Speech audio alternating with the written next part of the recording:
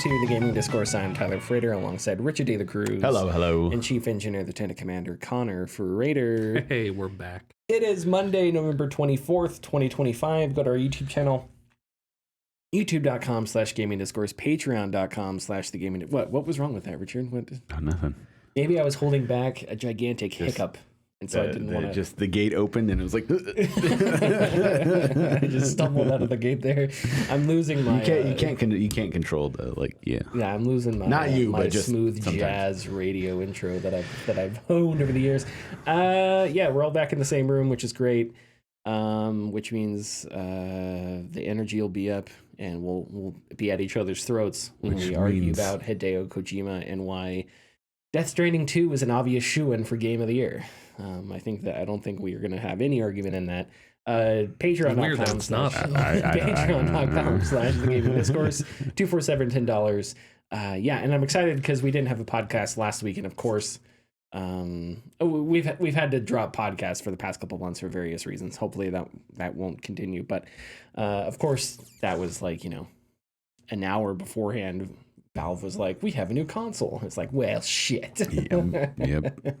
But we'll talk about that today. We'll talk about a bunch of other stuff. And one of the great game executives of our time, Dave Bazooki, made himself look like an idiot. So that'll be fun.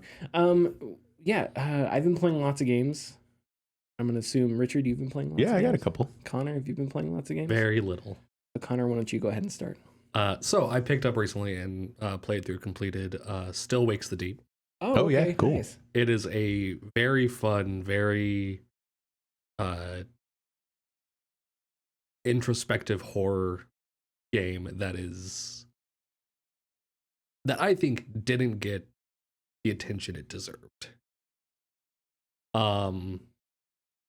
It's pick it up on whatever platform you're playing. I'm not going to talk too much about it because it's not a super long game.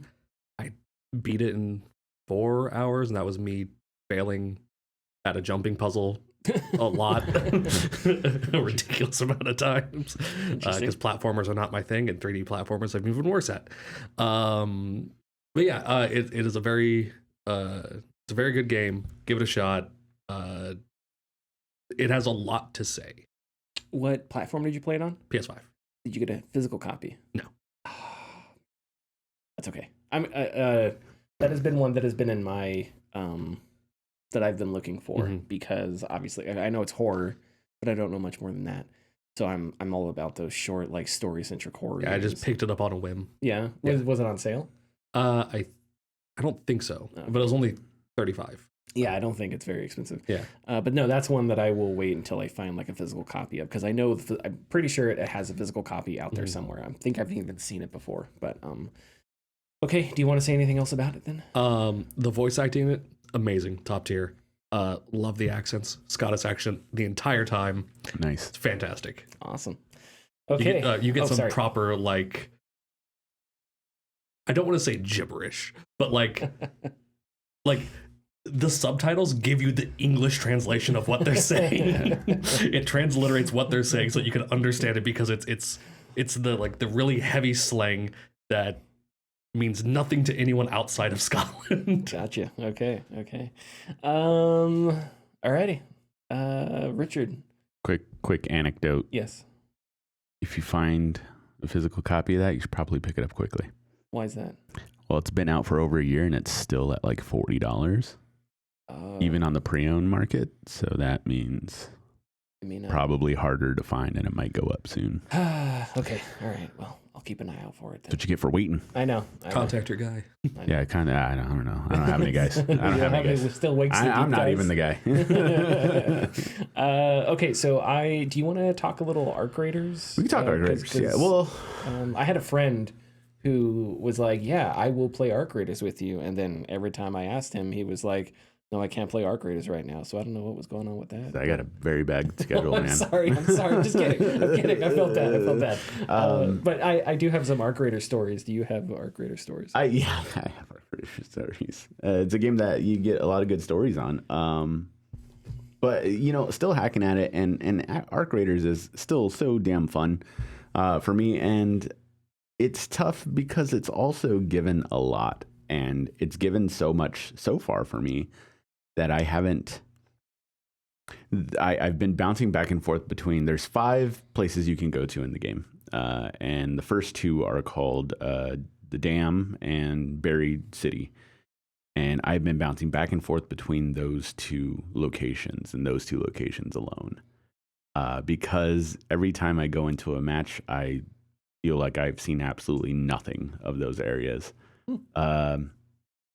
Maybe because I have like an anxiety of like get what I need and leave, or what have you. But and also just trying to focus on upgrading like my workbenches and all that, which a lot of those items that you would find are in those areas. So I kind of stick to those. But I did end up playing a very late night match with a buddy, and we were headed to the him and I always discuss what we want to do, like whether we just want to go inside and start looting stuff, or if we want to maybe get a little feisty and start like just shooting arcs like all over. And if we happen to get into a scuffle with some other players, we just happen to get in a scuffle.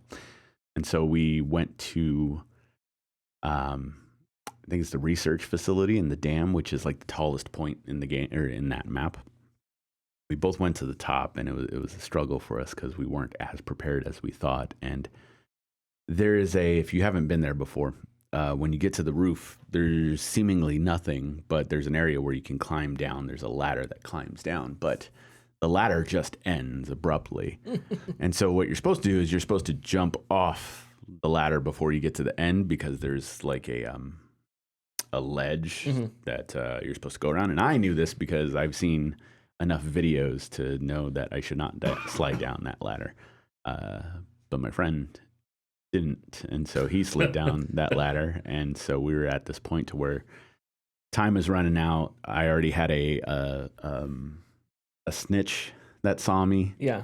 And so a snitch is like a beacon that once he finds you, he starts calling down other arcs to attack it. Yeah. So, I'm sitting here on this ledge, like side of a building, like, and he's, I take him out. And so I had my zip line, or it's a little gun that if you shoot it, it like zips you like Batman, like to where you need to go. And so I just did one of these Hail Mary, like I'm going to jump off halfway down, shoot it. And then hopefully it'll like at least buffer some of the damage. And it caught me and it pulled me up a little bit, but it deactivated. But I was low enough that I was like, cool, like I'm going to have like 25% health left, but I don't know if the game already dictates the height that you're at or whatnot, but I hit the ground and you were done. Just done. So me and him were just like, there's nothing that could be done. So I at least had some solace knowing that dying there, nobody would find us, so they wouldn't be able to take any of my gear. So they wouldn't get that gold gun. So, but yeah, I'm having a lot of fun with it still, and it's still an itch that I'm scratching, and I guess I'm ready to see what's next. I got to start going to the Blue Gate more and the spaceport, but I don't even know if I'm ready yet. So I just got to Buried City, and I haven't done much. I think I've done one quest in the Buried City, one that's tied to progression. I've been really enjoying the people avoiding PvP aspect of it. I've heard that I've seen anecdotal. There was a post on Reddit that I think went mildly viral about people on PC tend to be less PvP hungry. So if you turn off crossplay, so I tried it and I was like, yeah, I've played for maybe like 5 hours now, and I've been killed twice, and those are only times that, and I didn't get into fights and die or get into fights and win. Both times I died, I was like shot from behind. Yeah, somebody picked you off. In a way where it was like there was no way I could have defended myself. One, I was actually fighting a drone, and as I was fighting the drone, the guy came and shot me and then killed the drone, which sucked. But other than that, like people, like I think one of the reasons that you're able to, that there's this like non-PvP thing has started in Arc Raiders is you can put away your gun and run around without a gun. Yeah. And it takes like a solid second and a half to draw your weapon, at least at first. So I think if you do that, you're obviously putting yourself at a disadvantage. You could try tricking somebody into, whatever, but still, I think just approaching somebody that has their gun out without your gun out is an indication that, you don't want to shoot or whatever. But a lot of players have helped me. A lot of players have, I've like informally teamed up with players and just ran around with them, and then we extracted together or whatever. Yeah. It's really cool. I've asked players where certain resources are, and they've like given me extra resources of theirs that I needed for stuff. So that kind of thing could happen in other extraction shooters. It just doesn't. And right now it's just like an organic thing that's happening in Arc Raiders that I think is really cool. And I'm glad that one of the reasons I bought it and played it was because I wanted to be a part of that. Because I know in a year and a half, 2 years, that may not be the case anymore. Yeah. Or maybe, if the player base plateaus and the people that are playing it are the people that are into that non-PvP thing now, maybe it'll stay like that. I don't know. But I had one cool moment is the biggest arc I have seen is the one that has like a blue orb in the center, and it's maybe 20 feet tall. I don't know. It's got pretty big legs on it. Oh, is it the crawler? The it's like kind of spider-like? Yeah. And there was a guy in a building. I was at the top of a hill, and at the bottom, they were at the bottom of a hill in a parking lot, and there was like destroyed cars. And there was a guy in like a small little shack, and the thing was shooting at him, and he was shooting back at it. So he was stuck in this shack because from the gunfire, you could tell it was just one guy that was shooting back at this thing. So I was like, oh, so this guy is like he's cornered by this giant machine. So I had a sniper rifle on me. So I swapped to my sniper rifle. Very cool. And I started shooting this giant mech, and the mech was aggroed on him. So I just kept hitting it, and it wasn't bothered with me. And eventually we killed it. And I like ran down and was like, hey, you okay, man? And he was like, oh man, thanks for the support, man. And I was like, I like helped save this guy, which I thought was really cool. Unfortunately, I ran back up the hill, did a few things, and was killed by another player and lost my sniper rifle. But that's okay, because that moment, I don't know, that moment I thought it was an organic, cool moment. It was emergent, where I decided to help this guy out who was pinned by a machine. And then I even asked him if he needed, like, do you need bandages or anything? He's like, no, I'm good. So that was just like a really neat moment. And that's the kind of stuff that has drawn me into it. I am drawn to the architecture of the game, specifically during the first area. Buried City looks more or less like a city. Just normal city, yeah. But the architecture of like the dam area, all the buildings are very big and very bulky, very Empire-like. Yeah. Which that is, I said this in the Discord. The game has a very Star Wars, late industrial sci-fi motif to it. I don't know if motif's the correct word. Just a lot of the cosmetics and stuff like that. Like there's a cosmetic that I want that has a jacket, and it just looks like Han Solo. Sorry to put another game down, but it looks like what Concord tried to do. But you're right. like retro futuristic, but very put together stuff. Like, I need a snorkel. Here's a pipe, and stuff like that. Yeah, and so. I think from what I remember seeing because Concord also looked like Destiny and also looked like other stuff. Yeah. But I think Arc Raiders has more of like a specific, because even the color schemes are 1970s, so like with the rainbows and stuff like that, with like the bright colors or whatever on some things. So, or even like the first outfit you get is a jumpsuit, and it's goggles and a headset to talk with. That's just a cosmetic. But it literally looks like, oh, this is an A-Wing pilot. Like if you just go look at the A-Wing pilot, what the A-Wing pilots wear, it looks like your kid. So it reminds me a lot of Star Wars. But that beginning area is really, in some ways, is intimidating, because you got these massive buildings that are like 20 stories tall. Yes. And you're like, okay, go into this building. You're just like, And you go in there, and there's all sorts of rooms. It's very dense. It's dark. So I think that it's an interesting place to start players, because instead of, you tell a player to go into a hotel, it's like, okay, I've seen this before, sure. Like in Buried City. But in that first area, it's these giant, the evil Empire looking buildings that are bulky and Soviet and utilitarian and creepy. And that's what you kind of have to go into. It's very, I'm glad that you like that stuff, because although Buried City is simpler in nature, the stage after that, the Blue Gate, is more your style, because story wise, that's where like a very big battle took place. So you awesome. have an outskirts area that are just destroyed shuttles and pieces of very large arcs that I don't know if we'll ever see in game. They might add it to a stage or whatnot, but then you have shacks and villages and stuff. But in the middle of the map is just semi above ground and just tunneled industrial stuff. Ooh, okay. So That's like exciting. you can find an entrance and then you'll go down and it's just like tunnels and tunnels like underneath this whole area. So like that's very cool. And then the spaceport is a spaceport. But once again, like environmental things happen there that you don't know about unless you read the documents that they have and stuff like that. But environmental storytelling. So I'm really excited to play more into it. I noticed that there was like a night raid you could go on, and one where there was a storm, which I think were optional. Yes. So it was like a harder thing. And early on, my because I'm just looting random stuff, because early on you don't know what you need to get, right? So I'm just looting everything. So my like backpack fills up relatively quickly, and I'm just like really picking and choosing what things to get and what things to leave behind or whatever.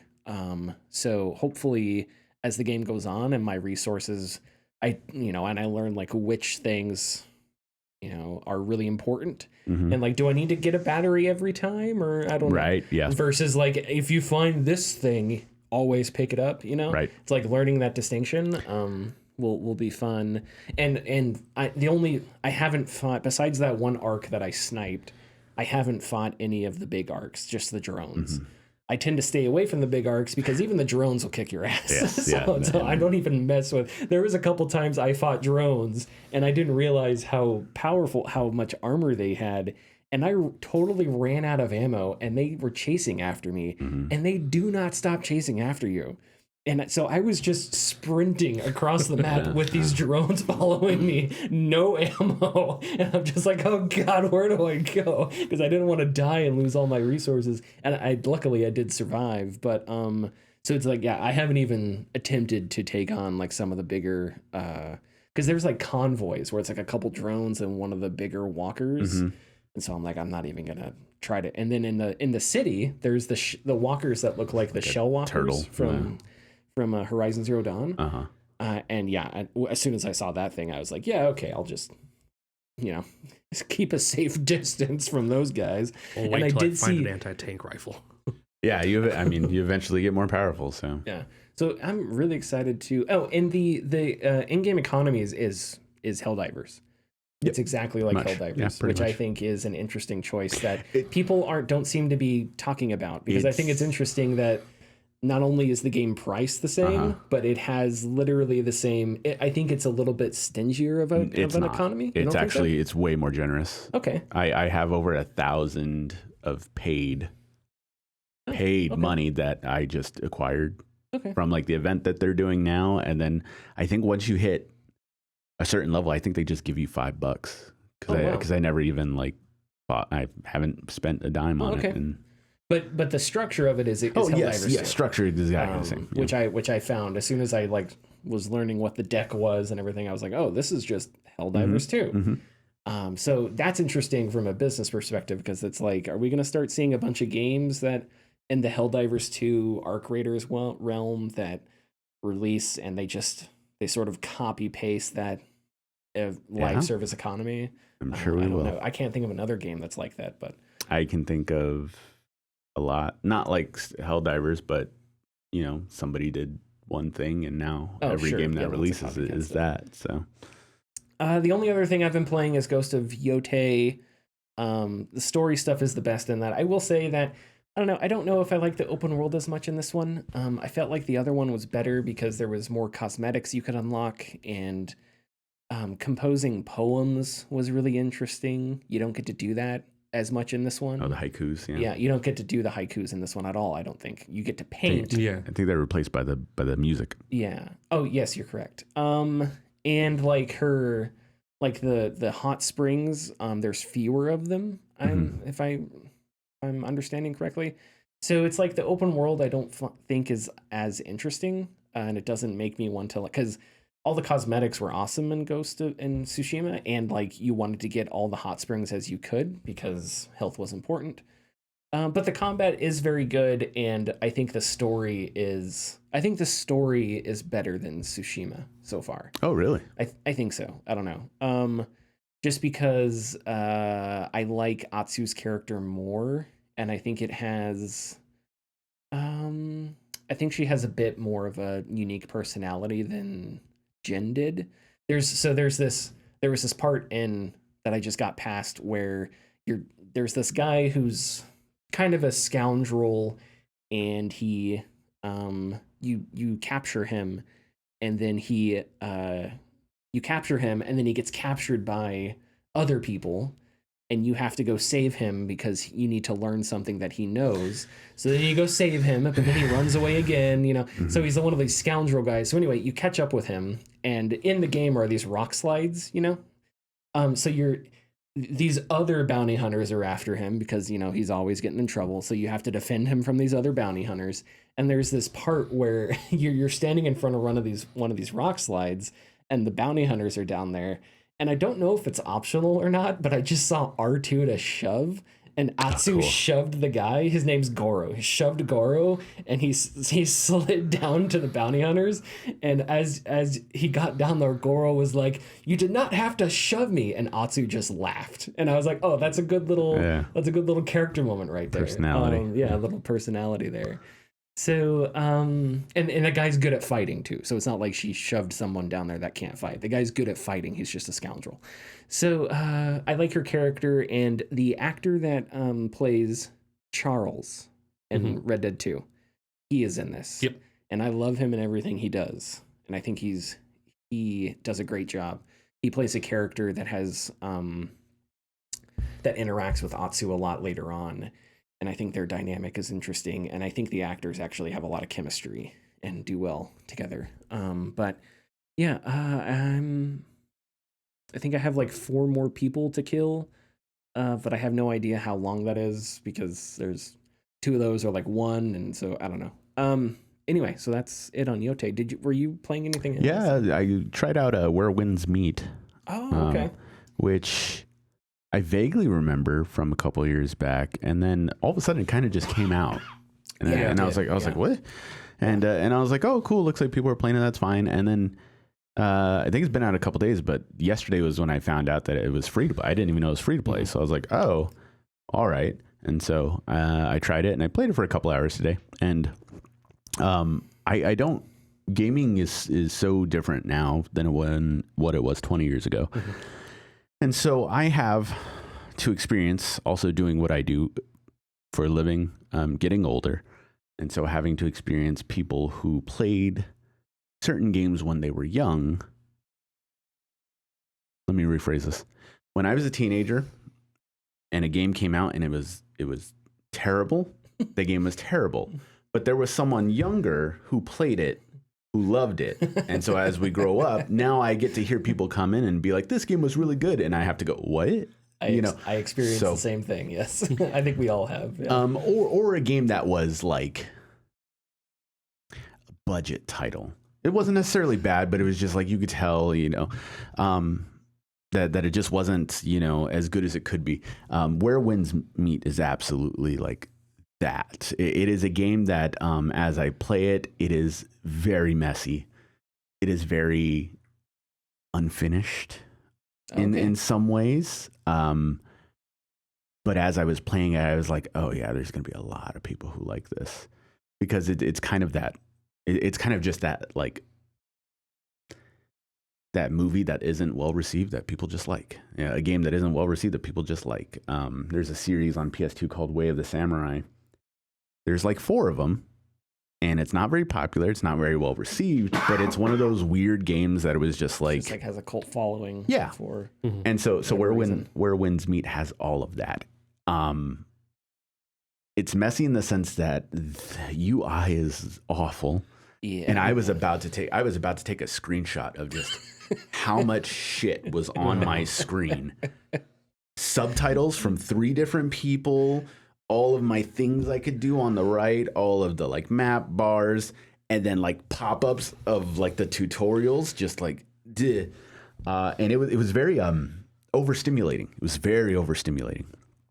And it's messy in the also in the sense that like on the subtitles, like the semicolon is way too close to like the character name or like what and characters talking over each other, subtitles going blah blah blah. There was a part where I had to break down into like the floor, and when I did and I landed, there was no texture or anything. It's just you could see through it, and I was like, oh okay, because it's on, you know, and it was an online game, so I was wondering if that had to do with it, but. It's very messy, and it follows the same type of Chinese games style, the Genshin Hoyover style, same type of pull system, same type of money system, same type of just everything, the way it plays and all that. Oh yeah, it plays weird too. Like things are slightly delayed. Like if I move my character or like move the camera, it feels like it's right, but you can just tell like something's just off. You gotta like feel it to play it. You know, as I was going through it, I wasn't mad that I was playing it, but I just the entire time was like, oh yeah, like this is just not good, but a lot of people are gonna like this because as I've seen from people talking online, apparently there's a lot of stuff to do in the game.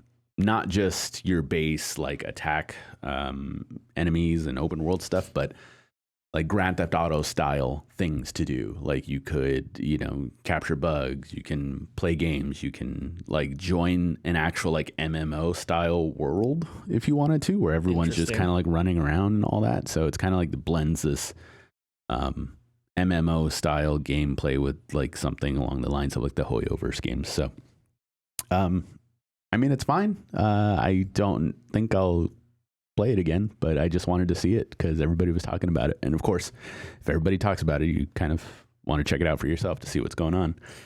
But if you don't keep playing, you're going to miss out on the dog mounts. I did see there's a there's dog mount. Yes. Yeah, so you hold them on a leash and they just like pull you forward. You just stumble, run forward. That's kind of funny. Well, and what's funnier about it is that if you spend the money and you happen to like roll 5 of them, it just adds more dogs. So I'm sorry. I guess I should explain more about the game, but it's a wuxia game, so the martial arts style like wuxia, or it's Crouch Tiger, Hidden Dragon, like era stuff. So the game has this like, the storytelling has a seriousness to it, but it's very unserious as well. Like there's just insane, very dramatic over the top. Yeah, right. And so it has that about it, and it's like, oh my god, things just keep happening, and like within the first 10 minutes, it's like, okay, I'm like a baby who has this jade pendant, I'm important. Now I'm an adult and I got to go find my uncle who went to go get milk and he hasn't been back in years. And Let me teach you about mechanics. And he's a fugitive and I'm taking care of this little girl. And it's like, all right, I got to go down to this village. And as I go down to this village, like there's literally a bear trying to get honey from a bee. But he knows Tai Chi for some reason, and I learned Tai Chi from this fucking bear. As one does. I think that happens in China. And it sounds like I'm complaining about it, but it's just so outlandish because that's just the way it is. You know, it's as outlandish as like a movie from Bollywood is. You know, sure.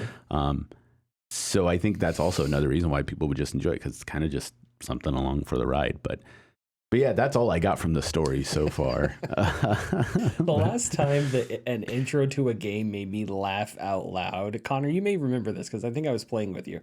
I don't know if you guys remember the beginning of Outlanders, but at the beginning of Outlanders, there's a character. The People Can Fly game, the 3. Yeah, it was like, it came out a few years ago. Outriders. Outriders. Oh. Okay. Yeah, Outriders. Not Outlanders. I mixed that with Skyrim. I mean, Skylanders. Yeah. Too many goddamn games. No, so Outriders. So I don't know if you guys remember the beginning of Outriders, but there's this cowboy character it looks like an artist spent 12 days on this guy to make him as cowboy-y as possible. And like within the first hour, he gets shot in the face and killed. And I just remember laughing out loud because this guy was just so distinct, and it was somebody's like favorite cowboy character. And then whoever wrote the story was like, he gets shot in the face. So you just see this guy getting shot in the face, and it's just like, what is happening here? Oh man, Outriders. That was certainly Disaster catastrophe. That was a video. I don't think it was that bad. I did not enjoy a minute of it. I didn't like it either, but I don't remember if it was like super bad. Okay, are we good to move on to the news then? Yeah, we're do we have good. We're any- good. Okay, let's play that ad. Thanks for listening. If you like our content, please consider subscribing or leaving a like and comment. You can find us at patreon.com/thegamingdiscourse. And our tiers are $2, $4, $7, and $10 and include getting your name in the video credits, early access, and access to our Discord server. Okay, so let's talk about the Steam Machine, the Steam Frame, and the new Steam Controller.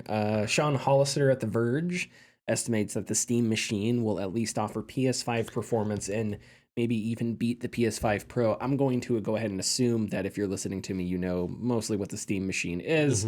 Valve console, standalone, mini PC, essentially, based on Linux, but just like the Steam, it's essentially a more powerful Steam Deck, just without a screen. It's a box that you plug into a TV. So you take the concept of the Steam Deck, Linux, you can install Windows on it, etc. You make that into a more powerful console. I think Valve says like it's like 6 times more powerful than the Steam Deck or something like that. And then that's essentially what you have here. But at the same time, Valve also announced the new Steam controller, which has 2 touchpads, and it just looks like A Steam Deck without the screen. yes, it does. It does just look like if you just like chopped off the screen and then like pasted the 2 controller sides together, which I think is fine because I think the Steam Deck's controls are fantastic, and under the haptics are underrated, especially on the touchpad. Yes, yeah, like it does feel good. It feels very good. So I don't know if the controller is going to have those haptics or not. I would love it though because I love those haptics. And then the Steam Frame, which is Valve's new VR, partially. It can be standalone. Standalone, yeah. I was going to say partially, but so I guess I am correct. Partially standalone, but streaming focused headset. The Steam Frame will use foveated streaming to sharpen images, which is similar to foveated rendering, which I don't know if you guys remember what foveated rendering is, but this was big in the PSVR 2. Basically, there are little cameras inside the PSVR 2 that track your eyes. So the system only renders things where your eyes are looking. And it's incredibly efficient. I want to say the Steam Frame scans your eyes or whatever 80 times a second. So it's very quick. And so basically that lessens the impact on the hardware because it's not rendering everything fully. It's only rendering where you're looking, etc. And it's actually wild. I have seen when you have the PSVR 2 on, you don't notice it because of how it works. Yeah. But if you are able to get screenshots where it doesn't render the entire screenshot, you can see some of how the outside of the center of the screen or whatever isn't totally rendered. I've seen it before. But anyway, so foveated streaming, I think, is the same idea with essentially the same tech. It's just that it's going to be streamed rather than a hardline cable going to your PC. A dedicated USB dongle that streams games from your PC to the headset over the 6 gigahertz spectrum is going to be included. And yeah, that dongle is just for streaming. Yep. So you're not going to be streaming over Wi-Fi. You're going to be streaming specifically with this dongle, almost like Bluetooth. Yeah, almost like how Bluetooth has a specific dongle for it that is dedicated to that thing. And the frame weighs 440 grams, which is less than the Quest 3, which is already really light at 515.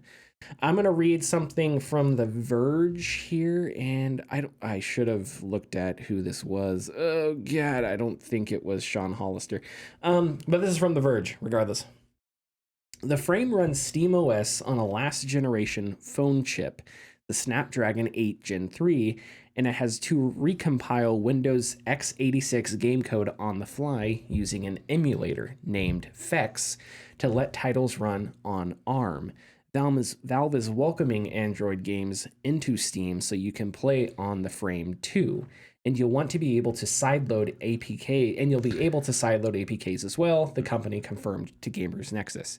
And at the 21.6 watt hours, the Frame's battery is about half the capacity of an original Steam Deck, though you can plug any sufficiently powerful USB-C battery, 45 watt, into the headset to extend its life. Valve is working to make the streaming battery life as efficient as possible, says one of their hardware engineers, but playing 6 hours of like Hades 2 over streaming would be unlikely. So it looks like if you want to play for extended periods of time, you're going to have to plug it in. But I think that's basically true for every headset. I don't know if there's a VR headset out there that has like 6 hours of gameplay. No, God, no. That isn't hardwired. That isn't hardwired. Yeah, so I think that's, and the same thing with like handhelds. Yeah. I think everything that is like a big standalone piece of hardware right now, the biggest drawback to them all is battery life, basically. Mm-hmm. But we all deal with that so often that I don't know if that's necessarily a drawback as much as it is just sort of something we all kind of live with, and I think for the most part have plenty of solutions for us, especially with like the Steam Deck. And I mean, you just get a couple USB-C battery packs and they're cheap enough hot now. swap them. Yeah. Yep, good to go. Okay, so there is a lot here. There's a lot to chew on. I'm excited about all of these. I know I don't need a Steam machine, but man, do I want one. So I don't know. And at the same time, this sounds a lot like what Microsoft has been like hinting at with their next Xbox. Right. As we get closer and closer to this idea of like the console being, more and more like a PC, and that's what this is essentially. It's just a mini PC. So yeah, I don't know. What are our high level takes? When you can do Steam machine, Frame, whatever you guys think. Go ahead. I have two coworkers that program in Linux that are super excited about this. Oh yeah, I'd imagine.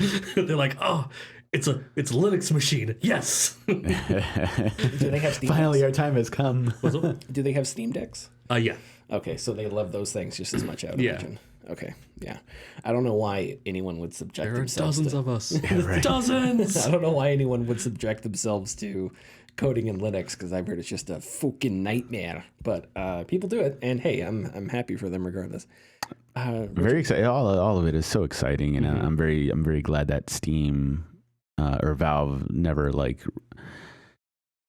let their other experiences get them down, because they did have a previous Steam machine with Alienware, and then they had the Steam Link, which tried to do some of these things, but I think the advent of Steam OS has really helped them to create essentially what, and I compared it many times, essentially what is a Nintendoized version of the PC, in the sense that like Steam OS is, if you want it to be, a desktop type experience, you can absolutely let it do that, but its main bread and butter is focusing on the games, and there hasn't been anybody to wrangle that, because we have so many different facets to PC gaming. GOG is doing really wonderful with their DRM free games, which is great, but the barrier of entry for PC gaming for the average person is extremely difficult, because there are people who just either don't care to learn how something works, or they just want it to work out of the box. And I think this is the closest solution that you'll get to having that. And the biggest hurdle for Valve getting this into homes is making sure people know about it. And I think that's still a small hurdle that Steam Deck has. They had people coming in asking me for Steam Decks, and I'm like, I'm sorry, you have to go to Valve. You can't, it's not mass produced. You can't go to a store and get it. You have to go, unless they partner with like Best Buy or something. Yeah, which is such an accomplishment on Valve's part, because Valve you don't see Steam Deck commercials. Yeah. You don't see Steam commercials. Yeah. And so it's all been word of mouth, and it's all been, if you get into it, I've seen streamers that like talk about their Steam Decks that aren't necessarily like gaming streamers, like politics streamers. So it's just like, if you are involved tangentially with the internet and gaming internet, you're going to hear about it, just because everybody that is into gaming kind of knows what the what the Steam Deck is. Now the Steam Machine is going to be a similar thing, which is why I don't like the Steam Deck sold well as far as I know. It didn't like. I don't think it sold. I think it sold well. But the thing with like the Steam Machine is, what is the market for the Steam Machine? Because at the time that the Steam Deck came out, there was not much else like it. You've had other handheld devices and stuff, but Valve innovated and created a whole new market. Well, now they're entering a market that already exists, and you have people who they play on PlayStation, they play on Xbox, they play on Nintendo, whatever, right? Yep. So you're entering a market that already has a lot of competition. So then what is the draw here? What are you bringing to the table that sort of the other companies don't have, you know? And so I think, well, one, you have Steam and you have PC games, right? So you have an entire massive library of stuff that may not be on PlayStation or whatever. You're going to have Steam sales, which, yeah, PlayStation and Xbox have sales, but nothing like Steam sales. I don't think they don't drop prices like they do on Steam. Xbox is confused about its priorities and about its strategy at the moment. So I would say the only people you have to really compete with are like, I don't know, but if you even are competing, and that's the thing is, I didn't think the Steam Deck was in competition with the Switch when we first announced it. No, I still don't think it is. When it was first personally, announced. but Yeah. And I don't know if the Steam Machine is necessarily in competition, because it's like, it seems like the PC console for people that just have consoles. yeah, like- or like if people you that already- just if- have PCs. Yeah, and if they you just already wanna have a play on their PC, TV. you may not pick it up. You might pick it up because, you know, it's good to have as a second location to where you could just like pick up a controller and sit on your couch and play. But for people that are just like primarily console gaming, well, now they can get that same experience with the Steam Machine. Especially if it is performing at a PS5 level, which is really good. Yeah. Then yeah, you're correct. All of a sudden, that's a whole and you're other also cutting out ecosystem. that the barrier of like just the minutia with when it comes to PC gaming with drivers and You would hope a lot of that stuff, like because- manually doing updates for certain Yeah. things and making sure Windows doesn't break everything. Yeah, and that was the thing that was different with the Steam Deck, because when the Steam Deck first came out, and I still think it can't. I don't think it updates if it's in like sleep mode. I think it does now. They just does released. now? Yeah, they Okay, just released a. Does thing it for that, install yeah. games in sleep mode? I don't Don't know. know. I don't know the nitty gritty, but I do know that Okay. people were celebrating that. But for a long time, it didn't do No. that. Yeah. And so you had to like leave your screen on, and I remember being terrified that it was going to gonna cause burn burn-in out, and yeah. stuff like that. But this is supposed to work as a console, so you press Yeah. a button on your controller, it turns on. It's got that light LED or else whatever it is on the front that shines while it's updating, which looks really sleek Gamer and cool. RGB. And so it's sort of solves some of those little minutiae details Yeah. with the Steam Deck, which means it seems like it is going to be like a sleeker experience straight out of the box. Yeah. And the other market I see for it are people that, you know, I don't know, if you have a 2-story house and you have your PC's first floor and you're like, man, or second floor, and it's like, I would love to play games on my TV downstairs Yeah. or whatever, you know. Or yeah, maybe, you know, you play games like Cyberpunk, but it's like, you know what, I kind of feel like just playing this on a bigger screen sometimes. And you can't really do that with the Steam Deck because it's not powerful enough. And with this now, you can also do like you like to say like Pillars of Eternity, great for like not being at your computer. This is now you get a console version. Yes. Although for me, it's hard because Pillars of Eternity is fine as on a Steam Deck that's docked, but this is a Steam Machine, goddammit. It's a new thing. Yeah. So it's, you know, I'm like, yeah, this is another purchase is perfect for my 18th playthrough of Pillars of Eternity. This really alleviates a big problem of PC gaming too, which is something that I was a point I was trying to make with the Steam Deck, and how Steam Deck is focused on doing this one thing, so it allows people or developers to kind of come together and be like, we need our game to run on Steam Deck. Now, every Steam machine has hard specs on it, which Yeah, that's a good point. allow all of these developers to go, cool, we may not have any more compatibility issues, or not necessarily compatibility issues, but like issues with the game running fine. Like, Monster Hunter Wilds was a game that was running real rough earlier this year. Because of how many different types of builds people have, they can go, that's what we're aiming for, and that's what it's going to be. Yeah. So there's that. Moving on, like tangentially to the Steam frame, I'm very excited about the fact that you could sideload APKs now. And I do wonder if that's going to allow some of these smaller developers that port old games into VR. I wonder if that's going to allow for them to have a platform now to be invited onto Steam so that they can get an eye on those mods. Because before Bethesda released their own Doom 3 in VR, there was a Doom 3 mod in VR that was excellent. There's a Return to Wolfenstein VR mod that's excellent. There's this, the Half-Life 2 mod. Yes, it's excellent, which I think is an official thing now. I'm not sure. It's on Steam. Yeah. So you can just download it. But yeah, there's a lot of hard work being done by those smaller like devs that love VR that may just get a second chance because of the frame and the Steam machine put together. That's what side quests essentially did for the Quest. For the Quest, was just enabled essentially side loading. Right, through APKs. Yeah. But of course you had to download this third-party software that was community ran. Meta had nothing to do with it, and then that's where you had to find all those mods and whatnot. Yeah, like the Doom 3 mod, and those mods, yes, some of them were excellent.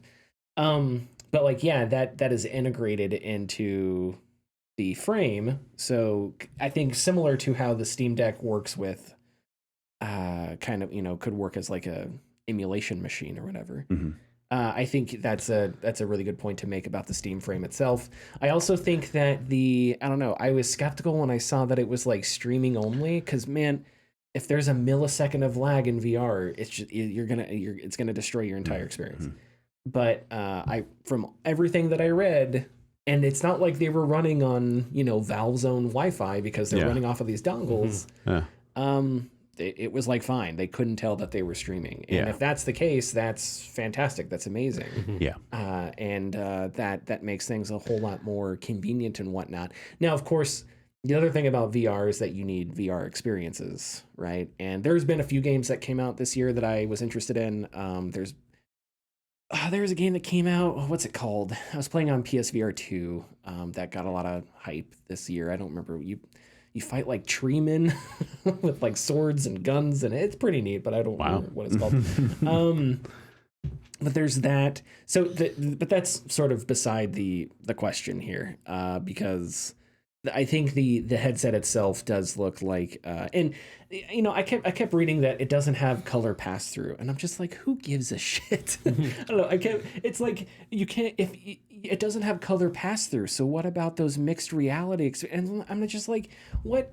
I don't know. Has there ever been a mixed reality experience that was like a killer app that everybody had to play, or are they like fun little gimmicks? No, there was only like interesting things. Like I know that there was a like a pass through piano like thing. Like if you had a piano in front of you, like the notes would come down and you could actually like follow along with it, which interesting enough. But how many people? It's like when they released the UDraw tablet for like consoles. It's like, yes, it is interesting. How many people are actually interested in drawing? Like, and the function of pass through. What is nice about pass through on like the Quest, and on the PSVR is that you can use it to, I don't know. If your dog is suddenly at your ankles, you can tap the button and you can move it. If someone calls your phone, you can tap the button and look at your phone real quick. It's tough to see. Yeah. If you want to grab a drink, your water bottle, that's really easy to do with leaving the headset on. To me, that should be the point of pass through, and you don't need color to do any of that. You definitely don't need to increase the price of the headset by adding an expensive hardware to enable color pass through. I think the problem with like Apple and Meta with their expensive headsets is they are not gaming companies.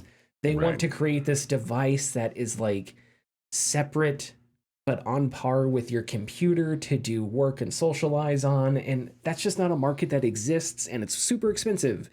Where people that want to play games in a VR headset, I think, is a much more reliable and bigger market.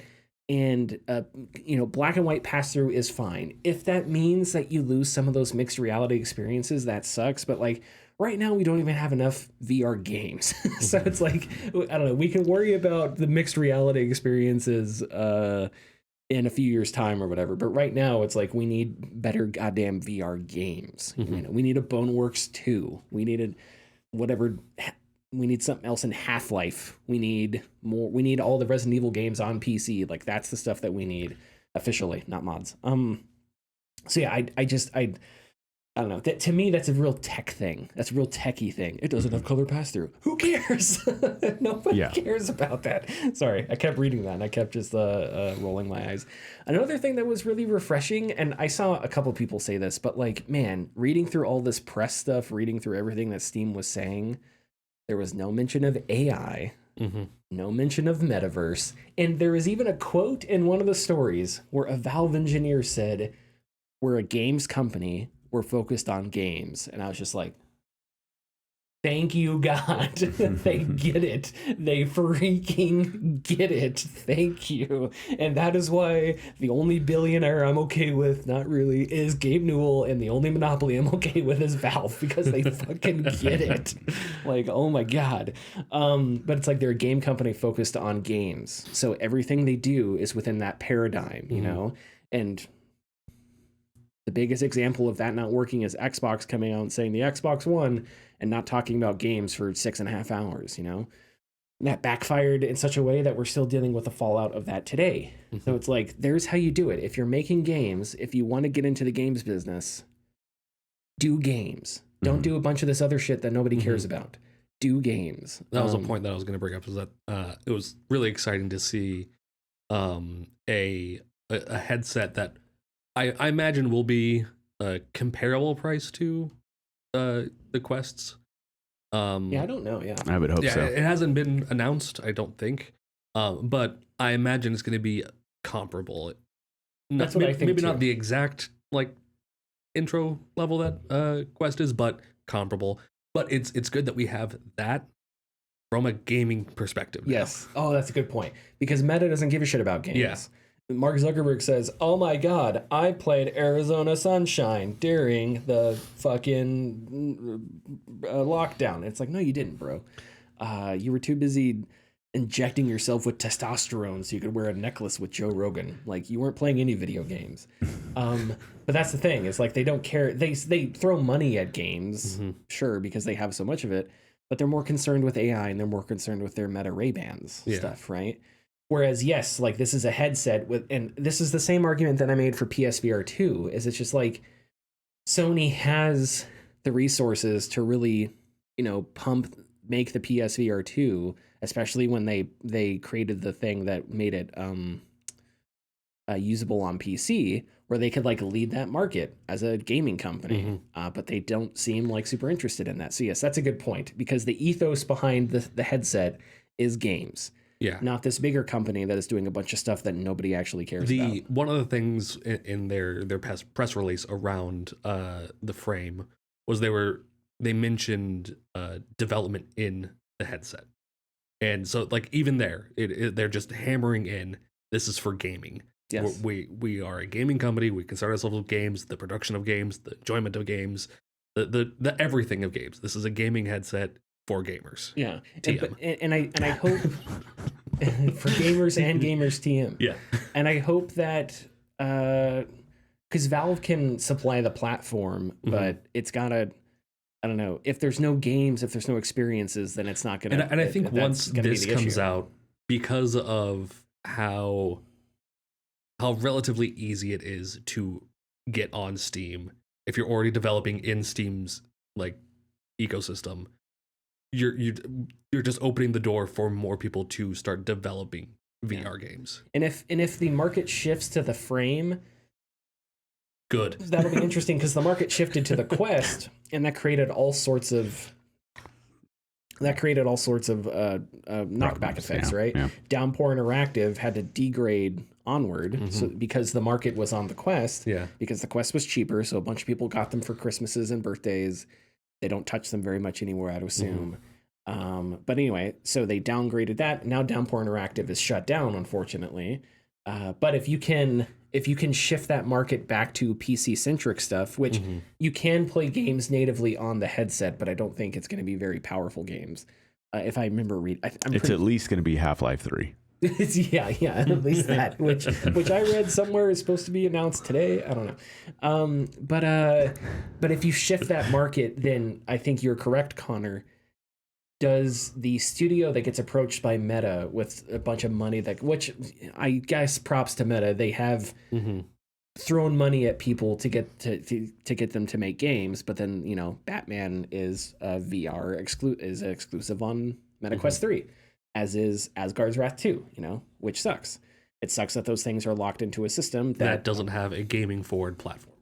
Yeah, but if this shifts the market, and then you are one of those developers, and you're like, hey, a lot of people have the frame. We've released this on Steam. People want to use just like with the Steam Deck, people are looking for games to use this with, then it's like, maybe that's an incentive, and I think that's good.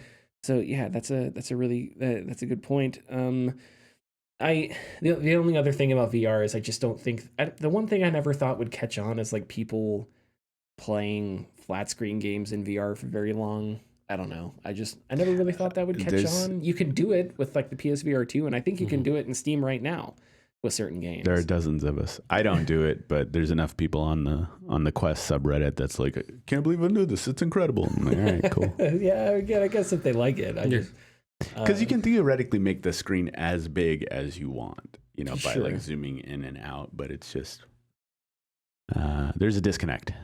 Yeah, because it's not real life. You have something on you, so yeah. At least for me. So I guess for some people the illusion is good enough. I don't know. Speaking of price, Connor, I think you're correct in that the frame will cost right around the same as the Quest, hopefully. Yeah. Hopefully. But the thing with the Steam machine is we don't know where it's going to be. Yeah. And there's lots of people speculating someone from Valve said it would be like a low-end PC around there-ish, which that's really vague. Yeah, it is that very could vague. be anywhere Because a low-end from PC is like $600. Getting $600 to like $1,000 depending on what you're working with. So it's just like, okay, which, hey, that's $600 console price. That is true. So, right now, unless the Xbox keeps getting more and more expensive. But like, I do think, I don't know. On the one hand, I feel like if Steam took a hit on it, they would be fine because they're Valve and they could afford it, I would assume. So they could sell it at a more of a loss than normal because they're Valve. They're not a publicly traded company, and those CSGO skins are still selling like hotcakes, unfortunately. So it's like, there's that part of the equation. The other part is I don't know that for sure, and I also don't know if they want to do that after they kind of already did that with the Steam Deck. I think they kind of did that with the Steam Deck, where they sort of sold it at a price point that maybe they would have liked it to be a little bit higher, but they brought it down.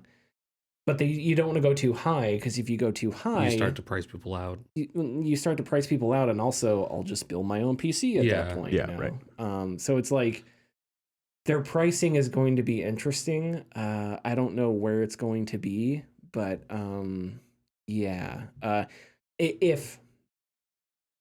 if you price it right around the consoles now, that's another interesting part of the equation, because that means in 2 years, when PS6 and the next Xbox come out, the Steam Machine looks pretty nice. If it's like relatively cheaper than those, then all of a sudden, and it's doing PS5 level performance, which I think will still be fine in 2 years. Like, PS5 is doing really good performance wise. So. Yeah, I'm not playing Ghost of Yoda and thinking this feels old. Like I'm still like, hell. There are games that I play. If I hopped into the first God of War on my PS5, I'm like, this still looks amazing. Like, it's just But anyway, so that's the economics of the whole thing. I don't know.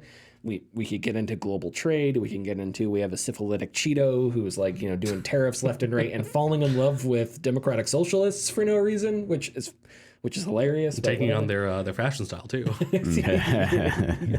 That was one of the. Sorry, no, this is a tangent, but that's just one of the best. That's one of my favorite. That may be my single favorite moment in American history. Wow. Is our president, a guy's like, "You called the president fascist," and the president's like, "It's okay, I don't mind," and like pats him on the shoulder.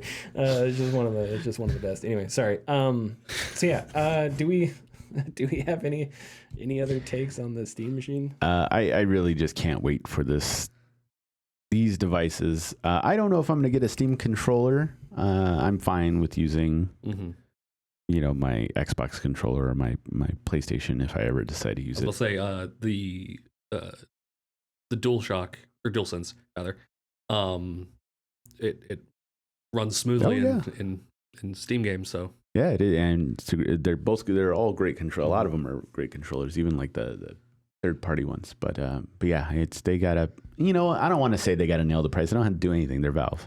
I think they do though.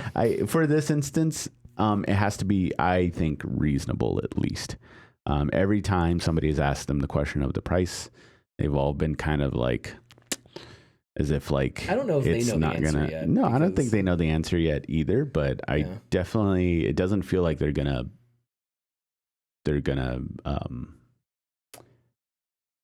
take a hit on it.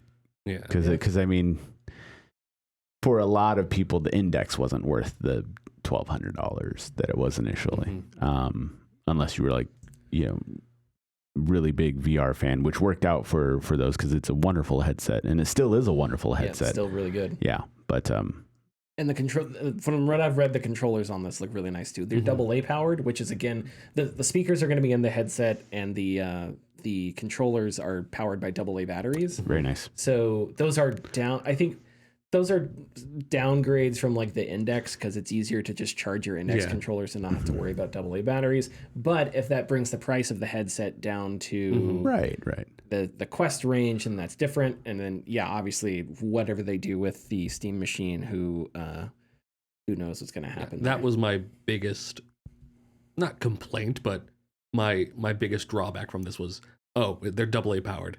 That's something I can get over. Yeah, you get some rechargeable AA's, deal with that. Yeah, it's not a huge issue.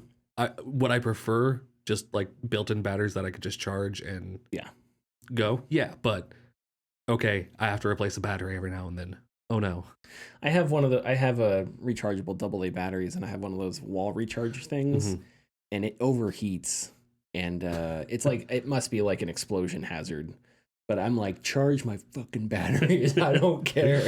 You charge them. And it's sitting there, the green light's blinking, and it's like, please, unplug me. And I'm like, no, you charge my AA's. I need my Xbox controller because I want to play, goddamn Elite Dangerous. So you charge. That's an inconvenience that I'm okay with if it reflects in the actual price of the frame.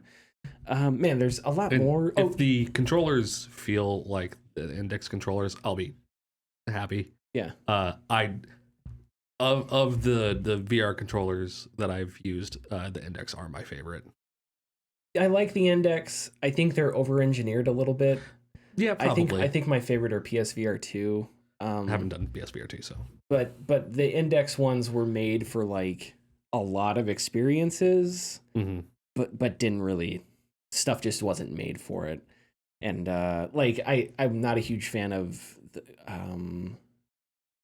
like the way they're shaped, because you can, if you try to put your hands on top of each other like with a gun, you can bump it, and it's just weird stuff like that. It's not bad controllers, but I just feel like kind of with the Xbox controller, I think Meta and PlayStation kind of figured out, here's how you do a VR controller. This is sort of the best way to do it here. Okay. One other thing that would help sell it would be a game. Games, yeah. I don't think Half-Life 3 is going to release this year. I'm just going to, just to, you don't know that. Just to conjure it up into reality, I don't think it's ever going to release. You don't know that? But I don't know that, but I'm saying it to tempt fate. Oh, okay. But I was joking with coworkers that it's going to be Half-Life 2 Lost Shore 2. to show off. Yeah, but it's still in source one. It's still in the first source. They're gonna skip 3, go to 4 because it's 2 and 2. But it's still source one. It's not like a it's still source one showing off. No, I was joking that it was gonna be like I was joking with somebody that because you guys remember the artifact reveal, artifact. A Dota card game. Right, yeah. Oh, the crowd audibly moans. So I was thinking that, Gabe Newell comes on stage at Game Awards. I have a new game. Artifact 2. A sequel that you've all been waiting. Artifact 2. Another Dota card game. And it's just, just even like it just starts a riot or something. But a game would certainly help, right? If you announce this thing and you're like, oh, by the way, we're also announcing Half-Life Alyx 2. Some kind of game that would help. But anyway, okay, so we were going to talk about this insane Roblox interview with CEO Dave Baszucki, but we're already at an hour and 5 minutes. So I think what we're going to do is we're going to save that for next week because we can dunk on this guy anytime we want. And we also have a long clip that I want to play of his. So maybe we'll get to that next week. But for now, I want to talk about the Game Awards. And I just kind of want to, I figured we could complain about the Game Awards and talk about how dumb they are and why Death Stranding 2 should definitely be a shoo-in for Game of the Year, as I said at the beginning of the show. So some Game of the Year snubs here. Split Fiction, Abiotic Factor, which, okay, that's a bit of a long shot, but still, if there are games that got Game of the Year nods, and I feel like Abiotic Factor, should be there. Indiana Jones and the Great Circle, I thought it was not eligible, but it is, yeah. Troy Baker is up for performance, and if he's up for performance, I don't know how Indiana Jones and the Great Circle is not up for Game of the Year, because that game is amazing. And then Blueprints, which personally I didn't like, but people were calling this one of the greatest games ever made, so it's just like, it's not in there for Game of the Year. One of the greatest games ever made for those with ADHD. And then South of Midnight didn't get any nominations. I at least, even with how I feel about the game, I at least felt art direction. Yeah. Maybe even soundtrack. I would have given it a soundtrack too, but yep. And then Sleeper Citizen 2 didn't get any award nominations, but again, that's more of a niche one that I understand. Not even a mention for largest launch debacle for Flight Sim. Oh god. Now the Game of the Year nominees are Clay Obscure, Death Stranding 2, Donkey Kong Bonanza, Hades 2, Hollow Knight Silksong, and Kingdom Come Deliverance 2. Of those, I have played Bonanza, Clair Obscure, Kingdom Come Deliverance 2, and Hades 2, and Death Stranding 2. So I haven't played Silksong, so I can't talk about that. But I can say that Death Stranding 2 should not be on that list. You say it shouldn't be on the list.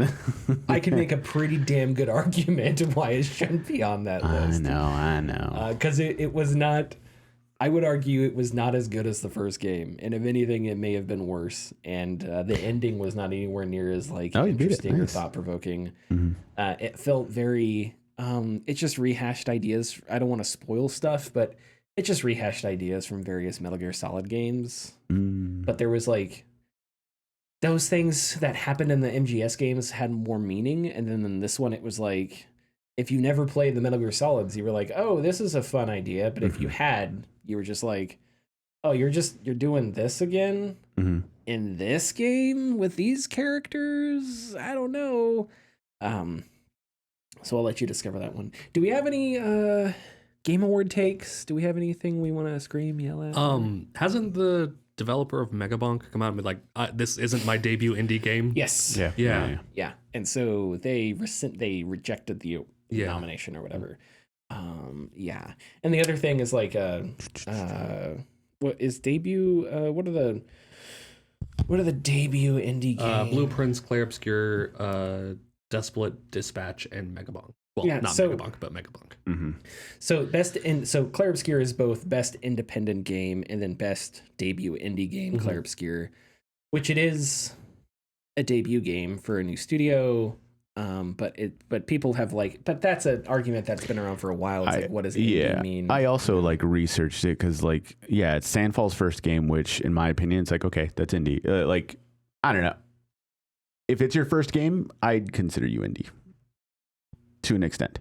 But even then, looking at Kepler and what they've published, yes, it's all indie games. And it's okay, well, Sifu and I know Scorn. I think they published Scorn, the one the HR Giger. Mm-hmm. I forgot the other one. The from the Sifu devs, the soccer game. They did that one. They did another game that I was that was totally an indie game. So it's just kind of because I know there's the same thing happened with Grammys this year. Somebody was nominated for a Grammy, and they've been an artist for years, but this is just their first thing at a point where it's recognizable, if that makes sense. Yeah. So I understand some people wanting, to have that discussion about what indie means and stuff like that.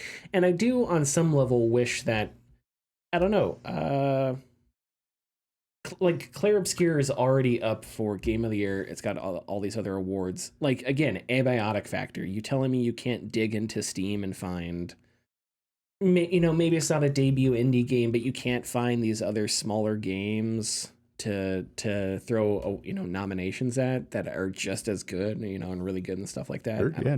There's tons of games released every year on Steam. Or every day on Steam. So I feel I don't know.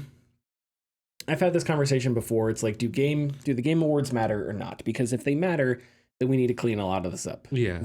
Best mobile game? No, we're getting rid of that. Best ongoing game? Burn it down. Burn that down. But that's also an argument for every award show. Yes. So, and I'm fine with, so it's just running in circles, honestly. But I'm fine running those circles. Okay, I'll let you do it. But if you're gonna say it doesn't matter, then it's whatever. Then let's get wild with it. Let's get wild. Yeah, with sure. It. Yeah. Let's get freaky. Then you can put Death Stranding 2 in Game of the Year. Oh yeah, adaptation Best is Death weird. Stranding game. Best adaptation. Best adaptation is weird because Sonic 3 was able to be nominated, but they didn't nominate it. So it's a Minecraft movie, Devil May Cry, Splinter Cell, Death Watch, The Last of Us, and Until Dawn. And what's funny is that Devil May Cry, at least specifically by its fan base, has been completely admonished. Really? Yeah, they all hate it. Everyone hates it. Yeah. I haven't watched Splinter Cell, Death Watch. I do hear that one is really good, actually. I hear it's good, but I hear it's just a good action show. I'm sure. Not necessarily. And then Minecraft movie was the reviews were this is bad, Scourge upon humanity, but it was super successful or whatever. It's good in the bad ways. And I hadn't seen season 2 of Last of Us, although that was also divisive. But adaption is difficult. So you're saying it's going to Until Dawn? Yeah, but adaption is difficult because it's just how many adaptions are you going to find in a year? Yeah. Stuff. Is it?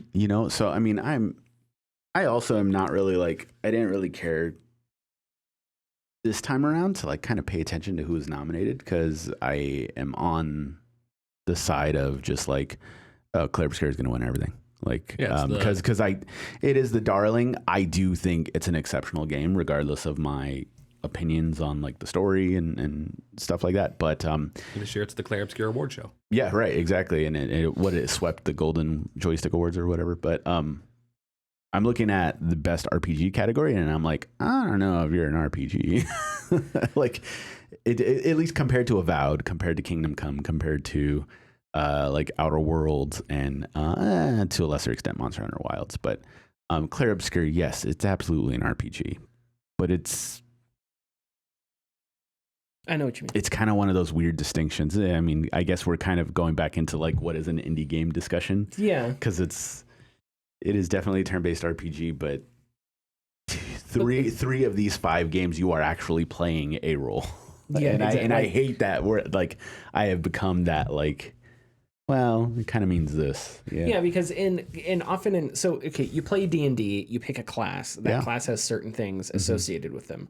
Rogue, stealth, bows, whatever, right? Barbarian, two-handed weapons, no armor, etc., right? Wizard dying. Wizard dying. Yeah, Glass cannon. sorcerer dying. So it's like Warlock dying with a sugar daddy. but they have like specific roles, whereas Clair Obscur, the characters had roles, but they didn't necessarily have classes. If that makes sense? They all just had their own abilities. Right. So it's like, I don't know, Lune was like, she used the elements and she had her own little wheel where you would conjure elements. So is that RPG, or is that just each character has their own skill tree and their own abilities? So that's I do think there is a distinction there. Yeah. Because again, like Pillars of Eternity are you priest, warrior? And as soon as you pick that, it's like, okay, you don't get to use swords if you're a priest, or you can, but you're just going to die. Yeah. Because you picked a role. Or you're going to have to spend a lot of time working towards it. As opposed to each character having like their own bespoke, unique traits and skill sets and move sets and stuff like that. You know, you wouldn't say Mortal Kombat is a role-playing game because each character has like their own move sets or whatever. Right? Yeah. Or you know, Super Smash Bros. Or whatever. But I'm gonna get like assassinated for saying that. I don't have much more take here except just that. I think, again, if we're going to take it seriously, we need to fix the categories, whatever. But my biggest takeaway is Death Stranding 2 should not be Game of the Year. It should not be up there. I don't care if we're taking this seriously or not. Death Stranding 2 is not Game of the Year material. And there had to have been one other or Indiana Jones and the Great Circle, I think, is the obvious one that should have been up there. Not. And I do think that Troy Baker is going to win. I think. Oh, no way. I think he's going to win. Oh, well, I mean, For best. I kind of have that too. Like,